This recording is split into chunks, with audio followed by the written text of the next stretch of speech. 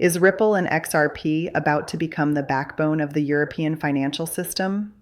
Today, we're breaking down a series of surprising clues, a statement from former City of London banker Lord Belgrave, and what the year 2026 could realistically mean for XRP holders. Let's dive in.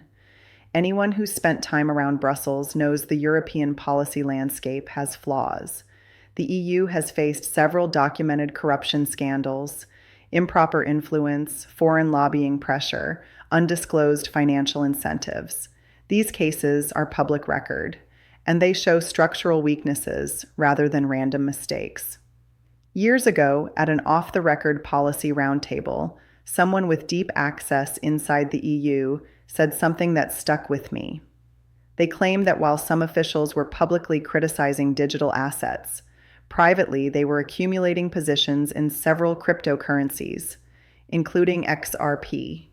They described it as personal strategy, not institutional policy. I can't verify that claim, and I'm not presenting it as fact. But it reflects something many in the banking sector have always known. Public narratives often lag far behind private positioning. When policymakers speak one way in interviews and another behind closed doors, it usually means a transition is already underway.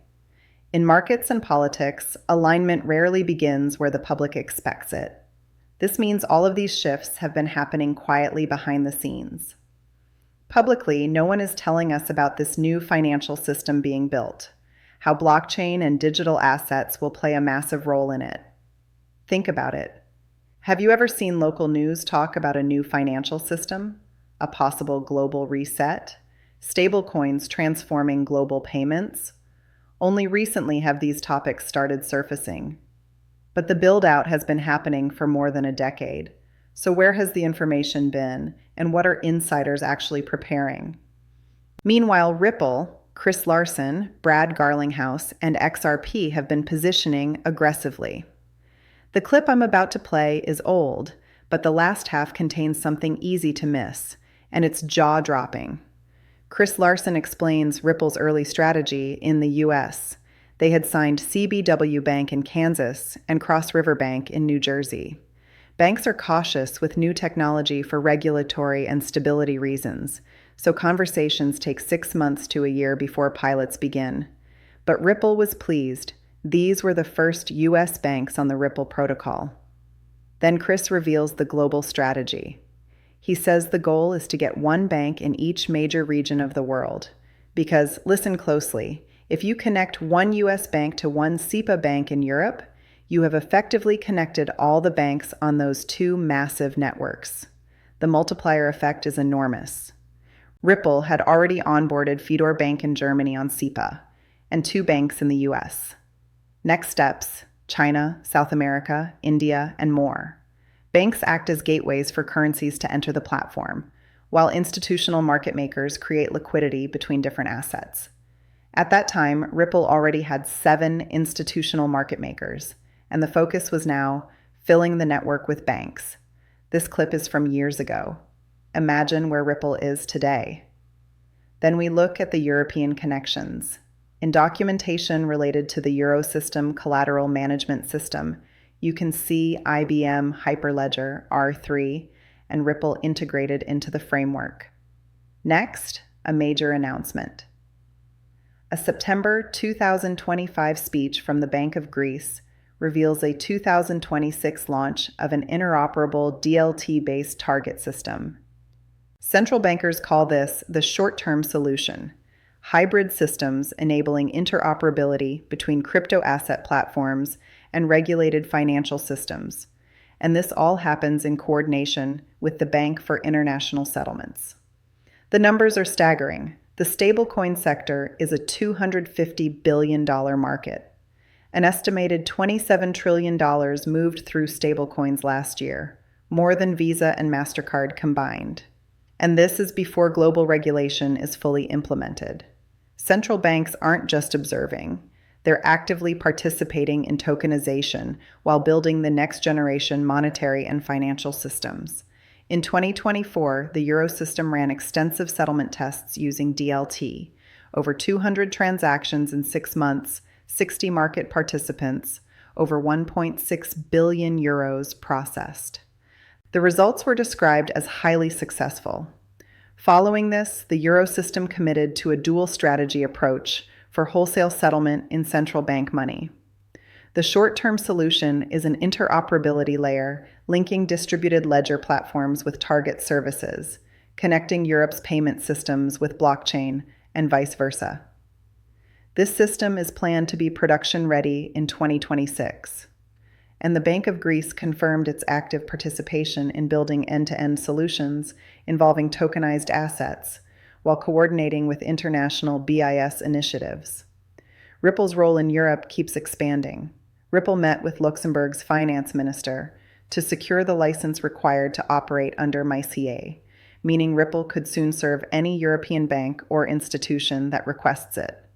Photos show Ripple executives Cassie Craddock and Stuart Alderati sitting at the table with EU officials.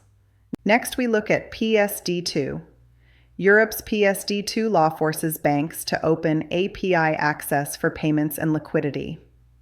Ripple's API framework is already ISO 2022 native, matching PSD2's required data models. G-Treasury clients are all PSD2 compliant. That means Ripple has effectively plugged into the entire EU financial grid. The biggest problem with the old financial system has always been siloed networks. You can't send money from PayPal to Venmo because the systems don't interconnect. Blockchain, DLT, and specifically XRP are designed to bridge these legacy silos. European leaders even acknowledge that global payment systems are too fragmented. Remittances take too long, cost too much, and rely on outdated correspondent networks. Europe's TIPS instant payment system was built to fix this within Europe, and now they are preparing to link TIPS with other instant payment systems worldwide. Ripple is already connected to both SEPA and TIPS. Brad Garlinghouse has called XRP Ripple's North Star. Ripple North America, Ripple South America, Ripple EU, Ripple Asia, Ripple Middle East, Ripple Africa, and Ripple Australia. 7 regions forming a single global network. The rails are being laid. XRP and on-demand liquidity are already functioning pieces of this. Ripple Payments, a blockchain-based alternative payment method, is expected to be implemented in the EU by October 2025. Then we find official European Banking Authority documents showing 2 private meetings with Ripple in early 2025, one to discuss MiCA and another specifically about progress toward issuing RLUSD, Ripple's dollar-backed stablecoin under EU regulation. Ripple is working directly with regulators worldwide to prepare existing financial systems for a major migration from legacy rails to blockchain rails. Christine Lagarde has stated that MiCA isn't just about regulatory harmony. It's the green light for a unified financial infrastructure that transcends borders. Super apps, exchanges, tokenized assets, and stablecoins will run seamlessly across this infrastructure. Ripple sits at the center of this shift. At a 2025 event, Ripple executives explained that 3 things still slow adoption: comfort and education, regulatory clarity, and infrastructure. They warn that trying to run the new financial system on old rails could stifle innovation. Ripple positions its stablecoin as the gold standard, fully dollar-backed, safeguarded by BNY Mellon, held in bankruptcy remote accounts, and regulated under New York's most stringent frameworks. Their EU strategy includes obtaining an EMI license and entering every regulatory framework through the front door. Lord Belgrave's account adds perhaps the most striking piece. In 2019, he attended a closed-door meeting at the Bank of England's Threadneedle Street complex. Present were senior representatives from Barclays, Santander, Deutsche Bank, BNP Paribas, a policy advisor from the ECB, and Ripple's institutional strategy team. The meeting focused on Europe's future euro liquidity, settlement fragmentation, and the long-term viability of cross-border clearing.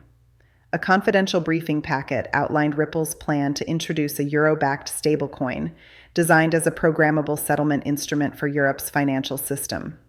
Unlike retail stablecoins, this would be fully collateralized with required central bank visibility. The goal, a euro digital settlement asset that interacts directly with the XRP ledger, enabling near-instant cross-border settlement across the SEPA network. Each bank analyzed the potential benefits. Deutsche Bank focused on liquidity compression. Barclays examined intraday funding and collateral cycles. BNP Paribas highlighted reduced reliance on Nostro accounts. The ECB advisor emphasized interoperability with TIPS, Target 2, and future wholesale CBDC frameworks. The economic modeling showed massive advantages: reduced counterparty risk, reduced capital drag, nearly zero operational friction, real-time reconciliation, and a unified settlement layer for both institutional and commercial payments. The advisor's closing remark was unforgettable. If a euro-backed digital instrument meets compliance requirements and aligns with supervisory architecture, it becomes the European standard by default, not by mandate, but by efficiency. Europe understood the direction long before the public did. Ripple understood it too. And today, XRP is still priced under $2. That's an opportunity that won't last forever. You can either take advantage of it or roll the dice. I personally increased my XRP position recently because I want to be fully prepared for this transformation. What matters most is that you're getting educated and seeing the bigger picture for yourself. If you found value in this breakdown, make sure to like the video and leave a comment. Are you a firm believer in what's coming? Still learning? Still skeptical? I'd love to hear your perspective. Thanks for watching. This is XRP Daily Brief. See you in the next one.